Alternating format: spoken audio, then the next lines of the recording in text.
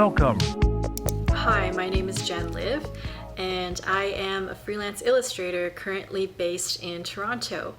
My pronouns are she, her, and I have illustrated for clients such as Google, Medium, TED, and the New York Times.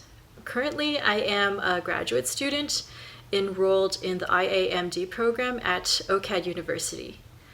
So for this piece, it was based off of Jean Baudrillard's theory of simulacra and simulation, where he posits that society has now become increasingly oversaturated with images and media to the point that the counterfeit has now preceded what we understand as real reality, and has become a form of its own real known as the hyperreal.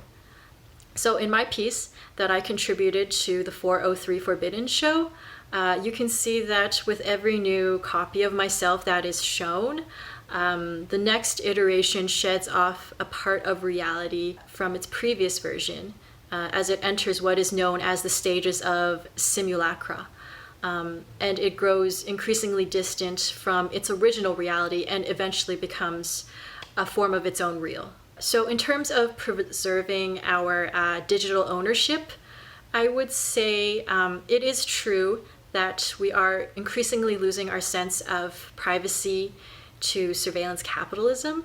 However, I would also say that I feel as though the internet has been a very lawless place for a long time, where users are able to hide behind fake identities and anonymity.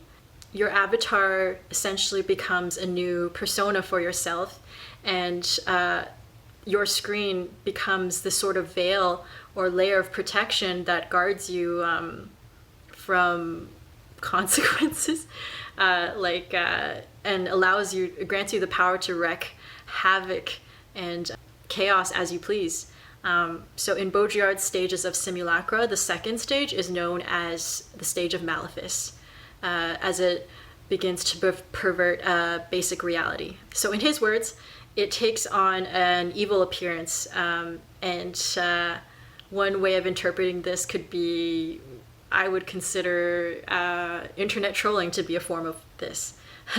So I would ask people to question the consequences of their actions and look at how they conduct themselves in online spaces, as it could come at the expense of others' well-being, as I find such things as cyberbullying and hate speech to be highly problematic.